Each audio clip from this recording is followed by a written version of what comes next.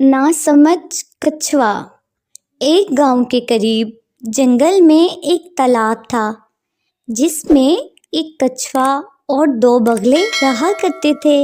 उस साल मुनासिब बारिश न होने की वजह से तालाब का पानी कम हो रहा था, जिसको देखकर वो दो बगले आसमान पर उड़ने लगे ताकि वो कोई और तालाब तलाश कर लें जिसमें बहुत सारा पानी हो।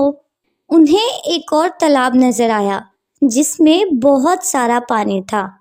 वो इसमें मौजूद मेंढक और बहुत से केकड़े देखकर अंदाजा लगा सकते थे।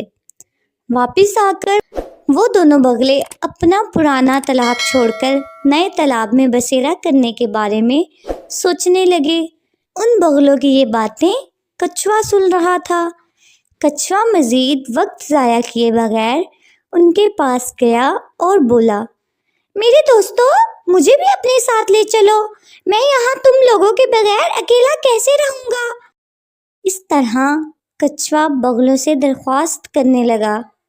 बगलों को भी उस पर रहम आ गया और उसे अपने साथ ले जाने के लिए राजी हो गए, लेकिन उन्हें समझ नहीं आ रही थी कि उसे अपने साथ कैसे लेकर जाएं, क्योंकि कछुआ तो ना उड़ सकता है और ना ही वो चलकर इतनी दूर जा सकेगा।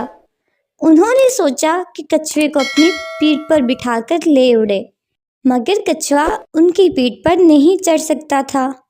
बड़ी देर गौर व फिक्र करने के बाद उनके जहन में एक ख्याल आया कि अगर कछुआ एक लकड़ी अपने मुंह में पकड़ ले तो बगले उस लकड़ी को अपनी चोंच से पकड़कर उसे ले उड़ेंगे और नए तालाब पर ले जा सकते हैं। इस पर कछुआ भी राजी हुआ, मगर बगलों ने उसे बड़ी सख्ती से कहा, किसी भी सूरत में तुम मुंह नहीं खोलोगे और लकड़ी को मजबूती से पकड़े रखना। अगली सुबह दोनों बगले कछुए को लेकर आसमान पर उड़ने लगे। कुछ फासले बाद ज़मीन पर मौजूद बच्चों की नज़र उन पर पड़ी। बच्चे हैरत से उन्हें मारने के लिए पत्थर तलाश करने लगे। कछुए ने जल्दी से ये बात बगलों को बतानी चाहिए। जैसे ही कछुए ने मुंह खोला, वो ऊंचाई से ज़मीन पर जा गिरा, जिसकी वजह से उसकी जान चली गई।